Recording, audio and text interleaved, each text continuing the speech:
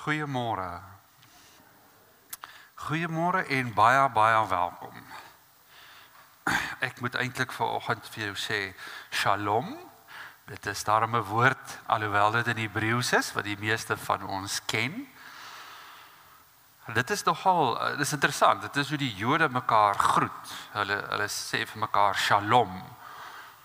En hulle gebruik dit sommer as hallo en goodbye. So as jy by 'n Jood kom, sê vir hom Shalom, en as jy weer gaan, dan sê vir hom Shalom, sê vir hom tot ziens. Maar die woord self beteken natuurlik vrede.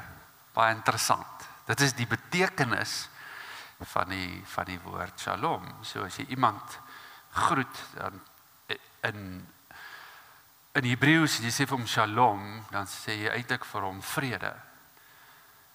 En as jy dit nou mooi doen in Hebreëus, dat ek julle maar 'n bietjie vanoggend dan nou my groetboodskap Hebreëus leer. Dan sê jy vir Mashlom ga, wat eintlik beteken, hoe is jou vrede vandag? Hoe gaan dit met jou vrede vandag? Dis die bedoeling ook. Maar nou in plaas van Mashlom ga te sê, hulle net Shalom. Jy weet, ons wil mos vinnig praat, nie lang sinne sê nie. En dan die bedoeling dan, as jy vir iemand sê Shalom, vrede, is hoe gaan dit met jou vrede? Nou die dieper betekenis van vrede is balans. So eintlik as jy vir iemand vra Shalom, hoe is jou vrede, dan vra jy vir hom, hoe is die balans in jou lewe? Is jy in balans of is jy buite balans? En as jy dan vir iemand vrede toewens, dan wens jy balans, die herstel van 'n wanbalans, van iets wat verkeerd gegaan het. Wens jy vir daai persoon toe. Baie mooi. So dit is my manier om vanoggend vir jou te sê goeiemôre. En Shalom, hoe is jou balans? Ek hoop dit is goed. En as dit nou vanoggend so bietjie versteurd is en jy voel dit gaan nie te goed met jou nie, daar is sekere uitdagings in jou lewe, daar is sekere goed waarmee jy worstel. Dan is my gebed dat vanoggend se saam wees hierso jou sal help. Dat ons saam bid, ons saam sing, ons saam aanbid, lees uit die Bybel en die woordverkondiging regtig vir jou geestelike kos sal wees, wat jou voed, wat jou sterk maak en wat hierdie wanbalans wat ernstig in jou begin groei het, weer terugtrek na 'n balans toe. Hier is 'n paar afkondigings. Nou een is my verantwoordelikheid en die ander twee gaan twee ander persone vir ons doen. So die een met my verantwoordelikheid is om vir julle te sê, hier is vanoggend 'n hamper. As jy wil weet wat is in die hamper, hy staan daar agter op 'n tafel voordat 'n mens uitgaan daarso. Jy kan 'n kaartjie koop vir daardie hamper. Dit is R50 'n kaartjie. Jy kan na afloop van die erediens sal daar 'n persoon wees met 'n lys wat jou naam sal neerskryf, met wie jy kan 'n reëling tref vir die koop van 'n kaartjie vir daardie hamper. Doen dit gerus vanoggend as jy dit nog nie alreeds gedoen het nie. Dan is daar twee persone wat vir ons afkondigings gaan uitlig. Ek sien vir Maya sommer hier heel voor. So Maya, ek gaan jou heel eerste vra vir ons iets te sê oor die bazaar. Goeiemôre almal. Ja, as julle my sien julle bazaar. En ek is baie bly as dit so is. En as dit nog nie so is nie, dan hoop ek, dit sal so wees, dat ek vir julle kan wakker kry oor die bazaar. Die bazaar is op hande. Daar is nou nog 2 Sondae. Volgende Sondag, nee, die 18de, ja, 2 Sondae, nee, Molly, voordat die bazaar is. Die 18de is ons bazaar. Ek sê dit maar soos julle kan sien daar. En ek wil vanoggend ook net, my bedoeling was om vir julle van die wynhamper te sê, dis 'n lieflike geskenk. Die kaartjies is R50. Dankie aan Jan wat vir ons, dominee wat vir ons gesê het alreeds, en ek is seker dis Wynand wat op jou knoppie gedruk het. Ja, onder andere. maar dis 'n lieflike ding om te kan wen. Koop sommer 'n paar kaartjies, een vir jou ma, jou pa, jou kinders, almal teen R50. Daar's sjokolade, daar's neute, daar's olywe en wonderlike wyn daarin. Dan wil ek graag by julle 'n beroep doen. Ek het donasies, die bazaar, nie ek nie, die bazaar het donasies nodig. Ons is regtig 'n kleiner wordende gemeente, minder hande, so die druk op ons wat kan, word groter. So, almal wat kan help, kom sien my, ek is jammer, ek is nie baie goed altyd met name nie. Ek ken jou gesig en jou geskiedenis, maar dan vergeet ek jou naam. Maar sê dan vir my, as ek jou nog nie goed ken nie, wie jy is en waar jy wil help, of wat jy kan doen, of is jy beskikbaar om te help by die bazaar. Ons het regtig helpers op die dag nodig, en dan het ons donasies nodig, van allerlei. Ons wil graag hê die dames moet bak en brou, laat die stof sommer so staan, want ons koektafel is een van ons groot verkopers. Ons koeksisters, die mense het lekker gelag verlede week, ek sê my Engelse vriende sê vir my, altyd those yellow curly things that you fry in oil and dip in sugar. Dit noem hulle koeksisters. So, ons het baie van die yellow curly things wat in sirup gedip is, wat te koop sal wees, die dames bak, maar as jy kan koek bak, asseblief, kom praat met Lisa, volgende week met Gerda, wat is die ding? Dan het ons 'n beskuitbak-kompetisie weer. Kom skryf in, Marina het verlede keer gewen, sy mag nie hierdie keer wen nie. In elk geval, ons gaan probeer om haar as erewenner te hou en 'n nuwe wenner te kroon vir hierdie jaar. Maar beskuitbak-kompetisie, ons het bestanddele nodig. As jy nie kan bestanddele gee nie, kan jy vir ons 'n kontant donasie gee, dan kan ons die bestanddele aankoop. As jy weet van iemand ergens wat ons kan gaan pols en vra vir 'n donasie, kom gee vir my die naam. Ek het met Spar gepraat, ons het reeds iemand wat met Bluff gaan praat, maar as jy kennis het of iemand ken wat ergens 'n besigheid het wat iets kan skenk, ons sal dit baie waardeer. En dan is daar heerlike stalletjies en 'n vol dag met baie te eet en te koop wat beplan word. So, get ready. Ons gaan nie weer so naalsbyt soos gister met die bokke nie. Het vir my gevoel soos die wêreldbeker. Daai spanning tot op die einde. Dankie Jan. Dankie Maya. Dit is wonderlik. Ek was laas jaar aangenaam verras gewees met die Westville Bazaar. Dit was vir my so lekker gewees. Dit was rarig lekker gewees. Dit is nou nie 'n advertensie nie, dit is net my eerlike opinie daaroor, so kom gerus. Ek is seker dit gaan hierdie jaar ook wees. Dan wil Marie vir ons iets sê oor die biddag. Is Marie hierso? Dankie Marie.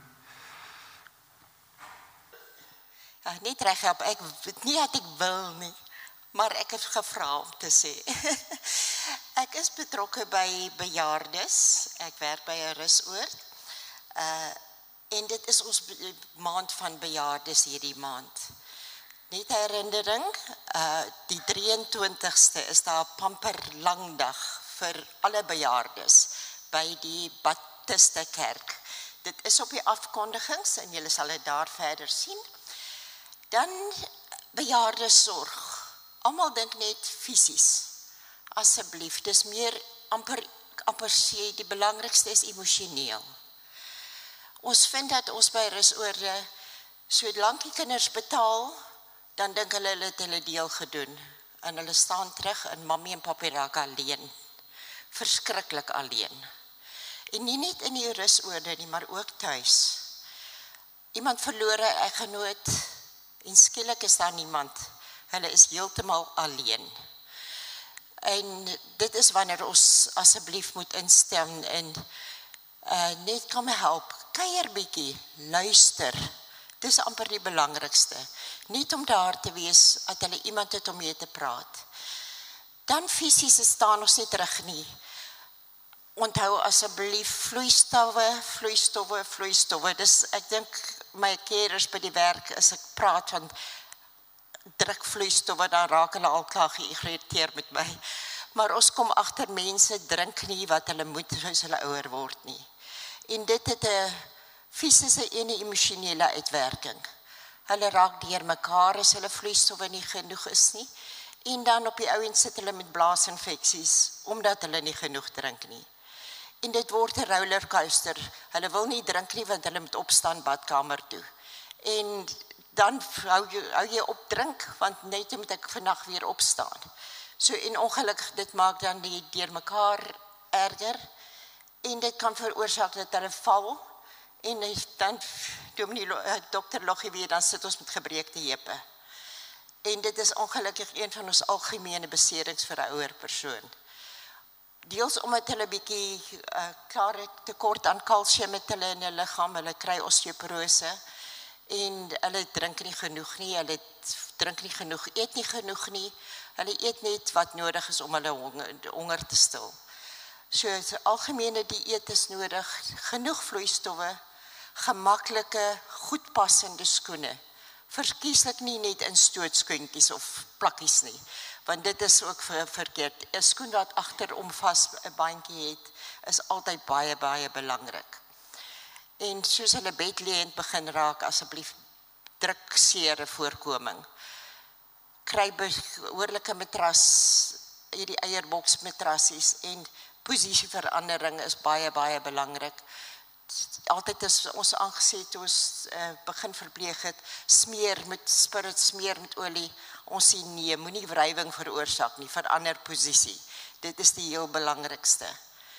Maar soos ek gesê het, ja, emosioneel, ek dink dis die heel belangrikste bystand wat ons kan gee vir iemand, want hulle is werklik, werklik alleen. Baie dankie almal. Baie dankie Marie. Dit is nou interessant, Oktober maand is dit nou die maand vir bejaardes, en dit sal nou die maand wees waarin my eie ma verjaar, so nou kan ek die twee nie vergeet nie. Dit is goed. Kom ons begin om die Here saam te dien, ons doen dit met ons voorsangliedere, ons gaan in aanbidding in, en ons begin by liedboek 212, sing verse 1 tot 3. Amen.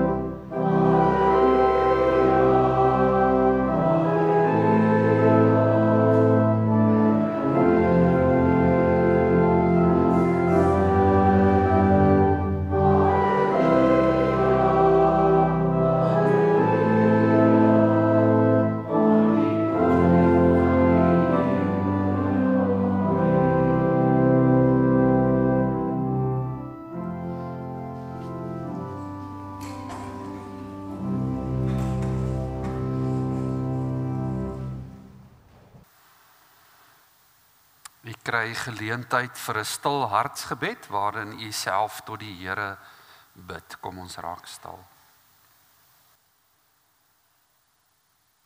Dit gaan goed met die mens wat net die raad van goddeloses volg nie.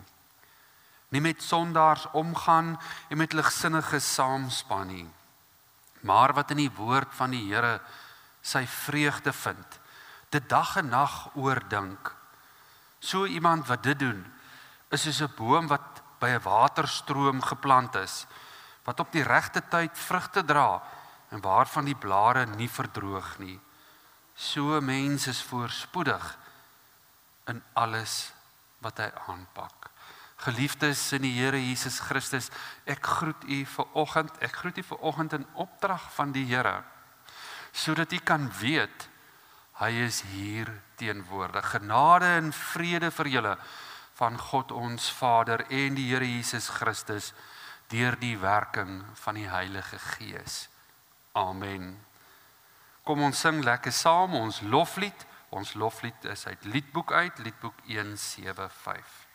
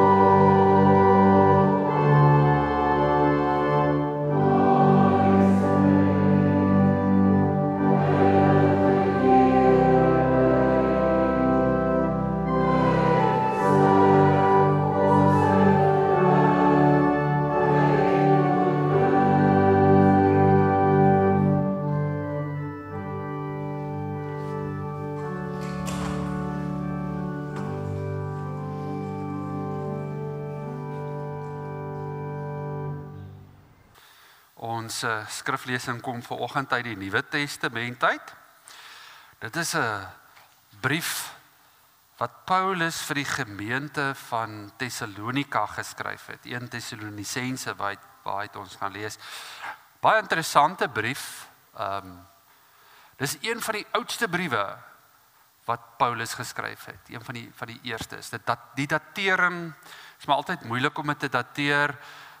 Maar al die geleerdes wat dit dateer sê hier in die jaar so 50-51 na Christus is hierdie brief geskryf. Tessalonika in daai tyd was die hoofstad gewees van een van die Romeinse provinsies. Rome het provinsies gehad soos wat ons ook maar provinsies gehad het en dit was die hoofstad van Macedonië gewees, 'n hawestad wat bekend was vir sy handelsroete.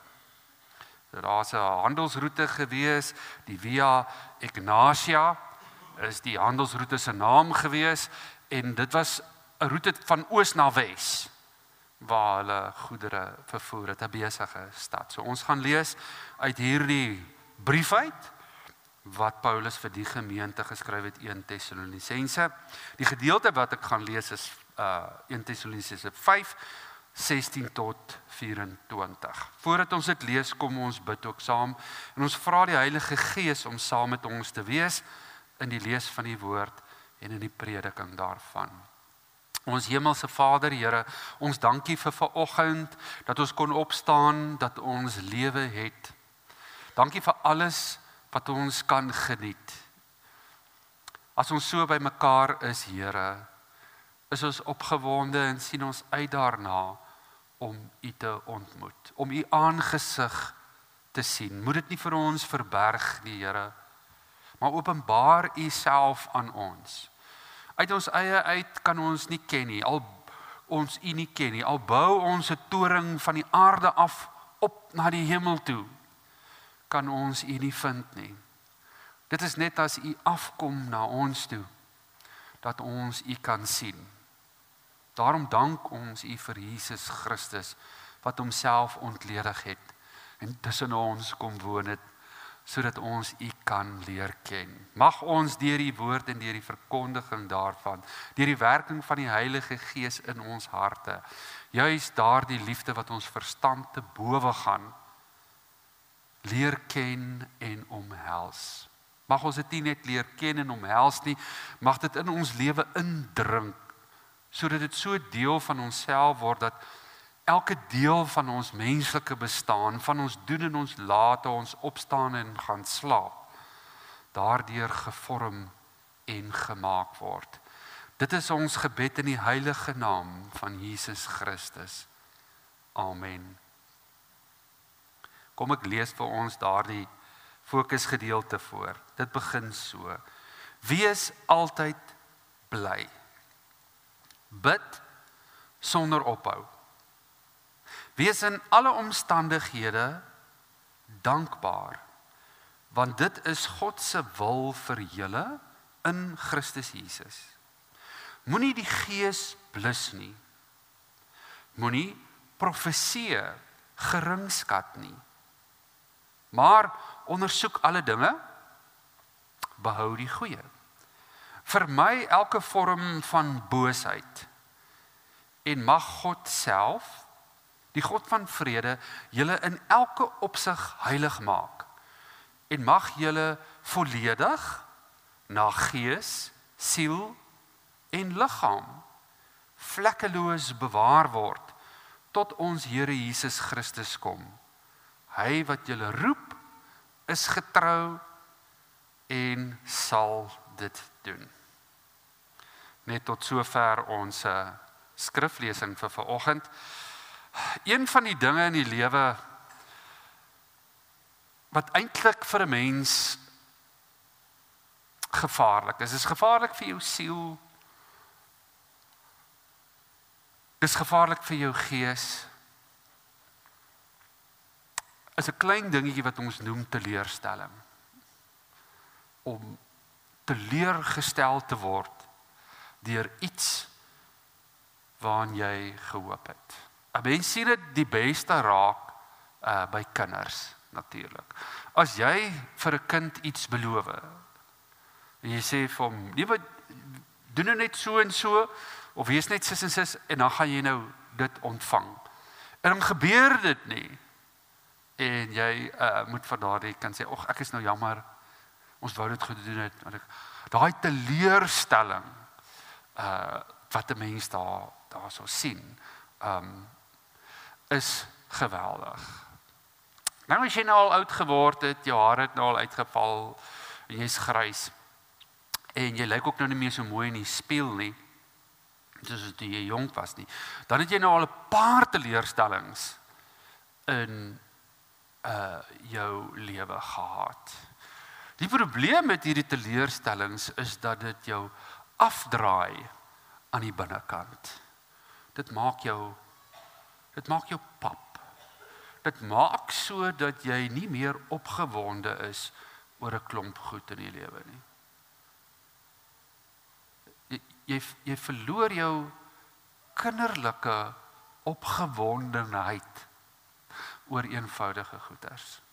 En alles in die lewe is sommer net vir jou so neutral, so grys, so vaal, so oninteressant, so blasé.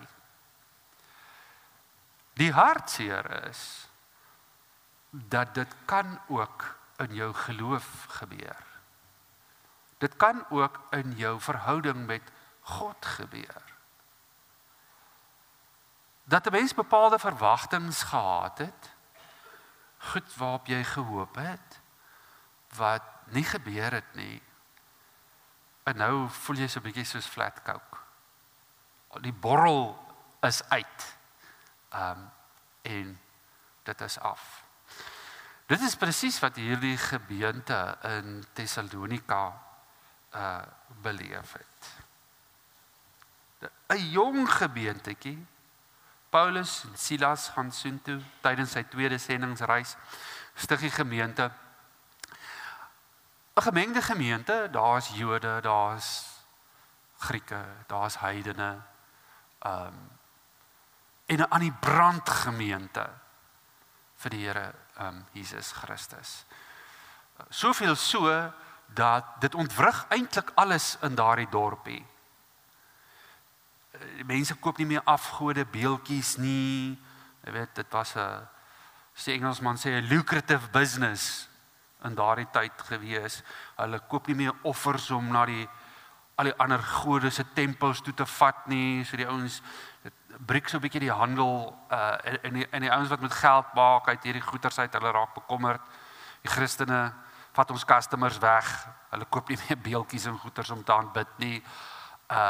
En hulle hou ook nou nie meer van Paulus en Silas wat daar so is nie. En op die oomblik met Paulus en Silas vlug uit Thessalonika uit om hulle te bewaar, omdat die dorp in oproer gekom het oor hierdie Christene wat op 'n ander manier begin leef het in die dorp. Een ding waaraan hierdie gelowiges vasgehou het, wat vir hulle baie belangrik was die wederkoms. Hulle het gehoop op die wederkoms. En hulle het gehoop dat die wederkoms naby sal wees. Eintlik het hulle gehoop dat die wederkoms nog sal gebeur terwyl hulle lewe. Nog voordat hulle sou sterf.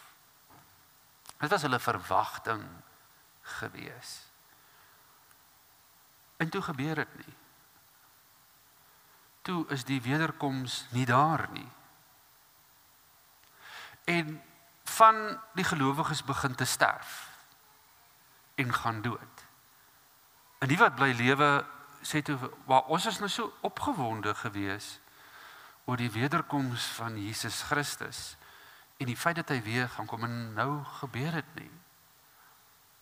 En hulle is geweldig teleurgestel. Hulle het vir Paulus sekere vrae wat hulle vir hom vra, sê, nee, verduidelik nou vir ons, wat gaan nou hierso aan? Ons het nou gedink, dit gaan gebeur, nou dit nie gebeur nie, en so, en dan verduidelik Paulus vir hulle in 1 Tessalonisense 4, verduidelik hy vir hulle hoe dit gaan werk, en wat kan hulle verwag met die wederkoms en so aan. En dan in 5, die gedeelte wat ons gelees het, skryf Paulus vir hulle hierdie gedagte om nie die gees te blus nie, omdat hy geweet het hulle is teleurgesteld en dat dit nie gebeur het nie. Hulle is teleurgesteld in die feit dat dit nie gebeur het nie, en hulle is teleurgesteld in profesie. Mense wat profesie maak, profete wat profesie maak. En omdat hulle teleurgesteld is, raak hulle flatcoke. En ons sê, ag nee, profesie is nie belangrik nie. Maak nie saak wat die profete sê nie, oor hierdie goed nie. Dit is so, dit is nie so nie. Who cares? En hulle geestelike temperatuur begin te daal en af te neem. En dit is dan wanneer Paulus vir hulle hierdie gedeelte skryf, en veral hier waar 1 Tessalonisense 5 belangrik is, en belangrik raak. Paulus skryf dit vir 'n gemeente, om vir hulle te sê, maar moenie moeg raak nie. Moenie teleurgesteld wees nie. Selfs al is jy soms teleurgesteld in die kerk, soms is jy soms teleurgesteld in die dom nie, of jy is teleurgesteld in die geloofsgemeenskap. Jy het nou gedink, mense wat Christene is, gaan so en so optree, nou tree hulle soos 'n klomp krokodille op, en nou is jy kwaad vir hulle, en jy sê, ag nee, hierdie hele besigheid is sommer net flat. En daar val alles in mekaar. Al jou hoop, al jou drome om vrede te vind, val net weg. En 'n mens raak geestelik dun. Daai vlam van die Heilige Gees wat in jou gebrand het, raak dof en dowwerig. Die dag het nie aangebreek nie. Maar, sê Paulus in hierdie gedeelte, die Gees kan geblus voel wanneer verwagtinge uitgestel word. En dis hoekom Paulus dan nie weer vir hulle 'n kalender stuur nie en sê, okay, nou, die wederkoms gaan nou op daai datum wees nie. Of dit is nou die goed waarvoor julle moet kyk nie. In plaas van 'n kalender met 'n datum op, gee hy vir hulle iets anderste. Hy gee vir die gemeente, die geloofsgemeenskap, 'n ritme. 'n Ritme waarby 'n mens kan hou. Dis 'n eenvoudige ritme wat hy vir ons gee, met 'n paar goeters, wat die metroom is, die brandstof is, die houtjies is, vir hierdie vuur van die Heilige Gees wat nie in jou geblus moet word nie, as gevolg van teleurstelling. Hy begin deur te sê, wees altyd bly. Wees altyd bly. Bid sonder ophou. Wees in alle omstandighede dankbaar. Moenie die Gees blus nie. Ondersoek alles, behou die goeie. En die God wat vrede self gee, sal julle heilig. Hy is getrou. Hy sal dit doen. Hoop om te wag, drome verlies, gebede wat te lank vat. Hoe hanteer ons as gelowiges dit sonder om sinies te raak daaroor? Hoe hou ons die vlam aan?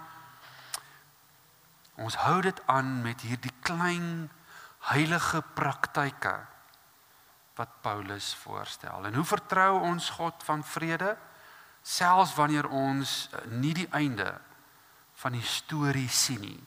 En ons ergens hier in die middel van hierdie verhaal en hierdie storie vasgevang is. En dan noem hy dit.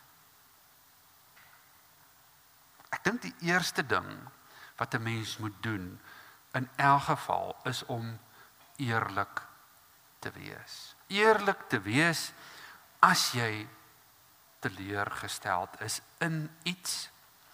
En as jy teleurgestel is in jou eie geestelike lewe, in jou eie verwagting, in jou eie reis met God, waar jy gedink het iets sou gebeur, of jy het verwag iets sou gebeur, en dit nie gebeur het nie. Dit begin by 'n lament, deur ook daaroor te huil. Om dit nie te ontken nie. Mens sien dit in die Bybel is vol lament. Hoop wat uitgestel word, maak die hart siek. Hoop wat uitgestel word, maak die hart siek. Gaan lees dit staan in Spreuke 13 vers 12.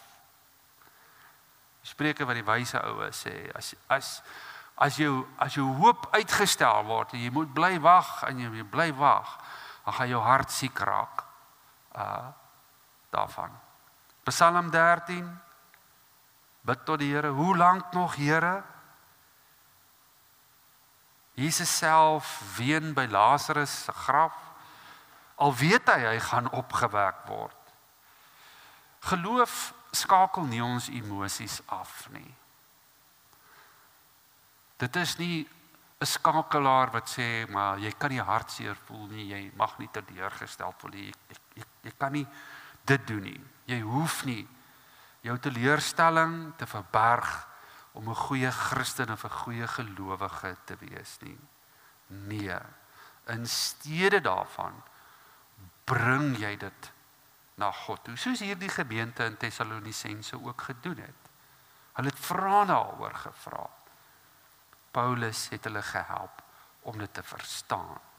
Maar die vraag vra die lament daarvan, wat die agtergrond van hierdie teks is, wat ons nie lees in hierdie teks nie, maar wat die reaksie is en die rede is, waarom Paulus hierdie brief geskryf het, moet ons in die eerste plek nie miskyk nie. Noem in jou hart 'n plek waar jy gewaag het, dit nog nie gebeur het nie. Noem dit by die naam, dit is jou lament. Dan ontdek ons in die teks die ritme van vreugde, gebed, dankbaarheid.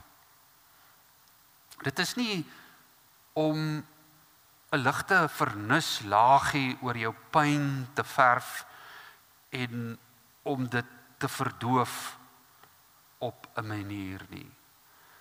Dit is juis om lig op hierdie kole te blaas, brandstof. Daar's verskillende brandstof wat jy nodig het om hierdie vuurtjie, hierdie klein vuurtjie aan die gang te hou en hierdie vuur groter te laat brand. Sien die vuurmaker in die wag. Terwyl jy wag, sien die Heilige Gees, sien God wat die vuur maak, sy teenwoordigheid, sy uitkoms. Vreugde, vers 16, is nie, as Paulus praat oor vreugde, en hy sê, verbly julle, is dit nie feel happy or else nie. Dis 'n keuse. Dis 'n keuse van ingesteldheid, 'n keuse van hoe jy ingesteld moet wees. Ek kies om God te sien hier en vandag. Dis 'n keuse wat ek maak, en dit is die hout wat ek in hierdie vuur gooi, hierdie brandstof waarmee ek die vuur voed om weer aangesteek te kan raak. Gebed, vers 17. Gebed is nie 'n marathon nie. Dit is 'n asemhaling. Wat bedoel ek daarmee? Jy sal sien dat die teks sê bid die heeltyd, gedurig, sonder ophou. Die gedagte is nie dat jy net nou moet bid en net daar moet bid en net met hierdie geleentheid moet bid en met daardie geleentheid moet bid. Dis nie wat Paulus probeer sê daar nie. Hy sê bid sonder ophou. Net soos wat jy nooit ophou asemhaal nie, moet jy nooit ophou bid nie. Net soos wat jy asemhaal in elke omstandighede, of dit goed gaan of sleg gaan, jy bly asemhaal. So hou jy aan bid of dit goed gaan en of dit sleg gaan. Bid, Here, Jesus, ontferm U, lei my vandag. Dit is die petrol op daardie vonk, op daardie vuur, sodat hy nie kan blus nie. Dankbaarheid, vers 18. Dankbaarheid is nie vir alles nie, dit is in alles. Daar's 'n verskil. Jy kan dankbaar wees vir alles wat jy het, en dit is ook goed om dit te doen, maar om dankbaar te wees in alles. Nie, jy dank nie, jy sê nie dankie dat jy kanker het, of dat jy hierdie siekte het, of dat jy hierdie toestand het nie, maar jy sê dankie vir God se nabyheid in daardie omstandighede. Dankie vir vriende, dankie vir genade vir vandag. Dis die firelighters, die vuurhoutjies, wat daardie vuur stook, wat jy nie moet blus in jou nie. Kies hierdie week, elke oggend, vir jouself 3 dankies. Bou sulke mini-ritmes in jou lewe in. Sommige as jy jou oë oopmaak die oggend, sê dankie. Dankie hardop. Dis die asem, jou gebedsasem, om te sê dankie. Nie groot dankies nie, partykeer klein dankies. Onblusbare geloof word nie met groot drama gemaak nie. Nie met die groot goeters nie, maar met die klein houtjies. God se teenwoordigheid is vir ons vooruitbetalings op die uitkoms. God se teenwoordigheid en om God se teenwoordigheid te ontdek in die omstandighede. Klein gehoorsaamhede is nie plan B nie. Dit is nie plan B as plan A nie gewerk het nie. Dit is die brandstof wat die Gees aan die gang hou. Beskerm die vlam. Moenie die Gees blus nie. Vers 19 en 20. Paulus weet, elke vuur kan gesmoor word. Moenie die Gees blus nie. Moenie profeseë geringskat nie. As ons teleurgesteld is die versoeking om of te verstar en te vries en sê, ag, ek wag maar, niks verander nie. Gister is dieselfde as vandag. Of om sinies te raak. Ag, God doen dit mos nie meer nie, of goed werk mos nie meer nie, of dit werk mos ander. Albei is soos water op die kole, wat die vuur blus.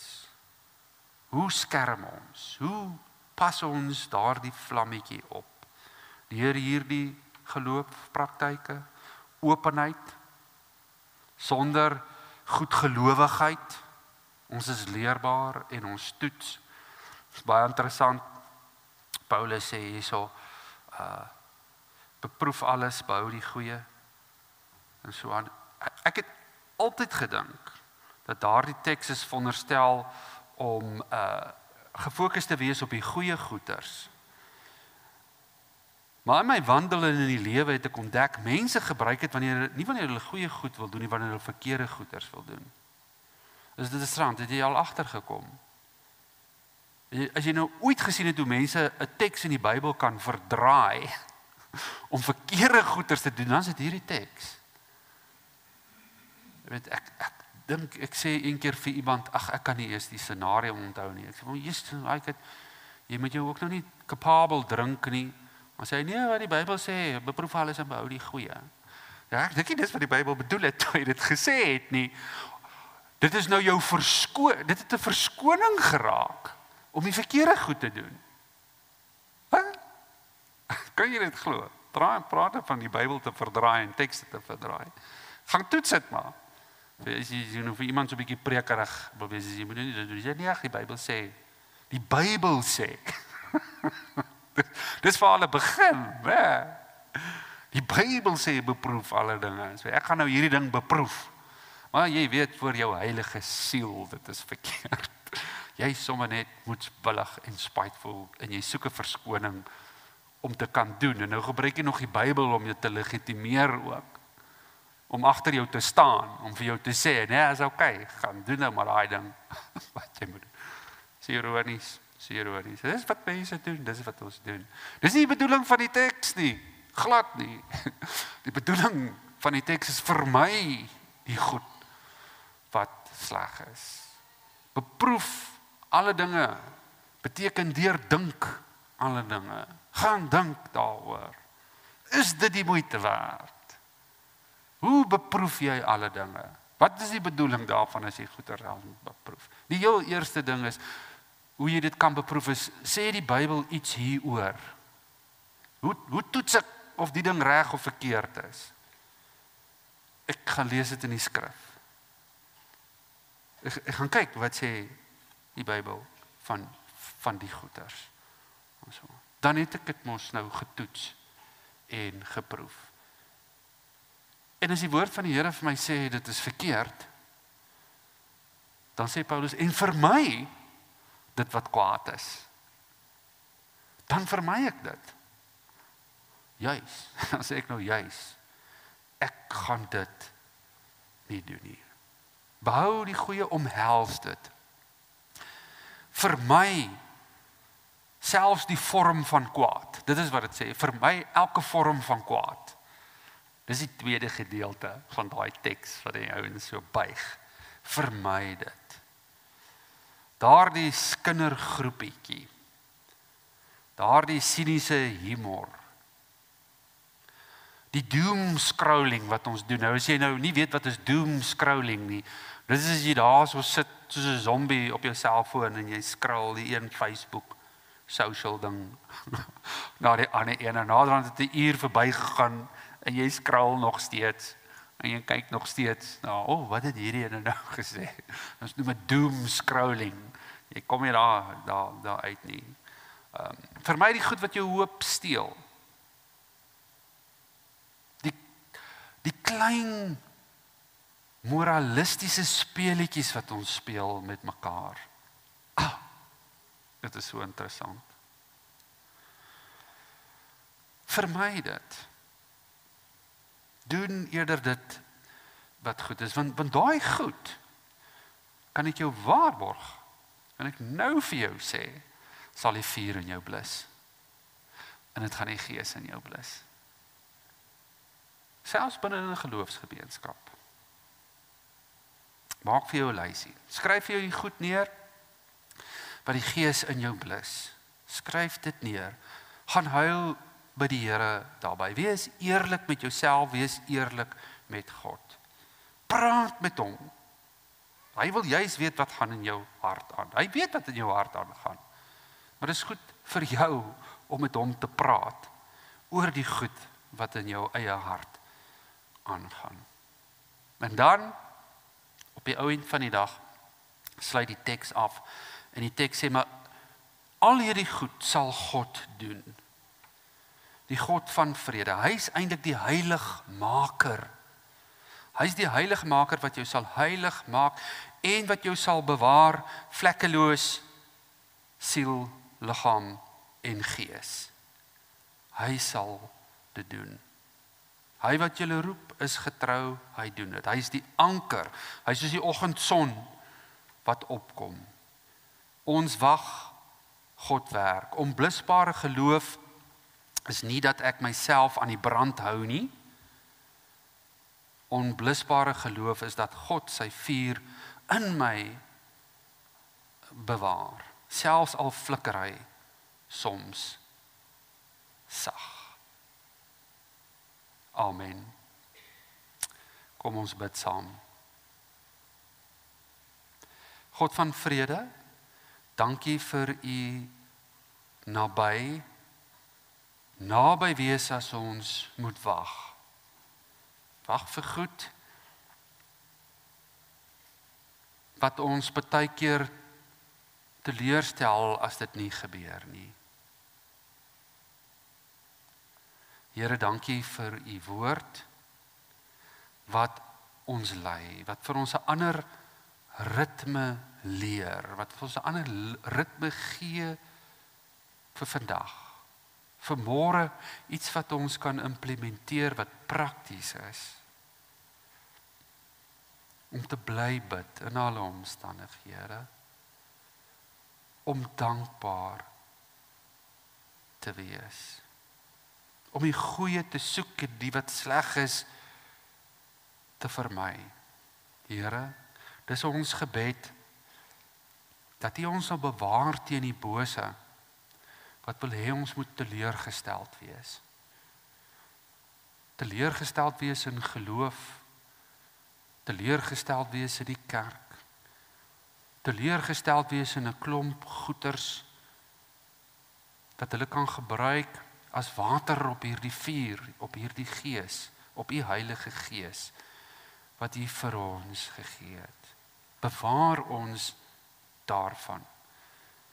En skenk ons weer die asem van geloof, sodat die Gees hoog in ons kan bly brand. Amen.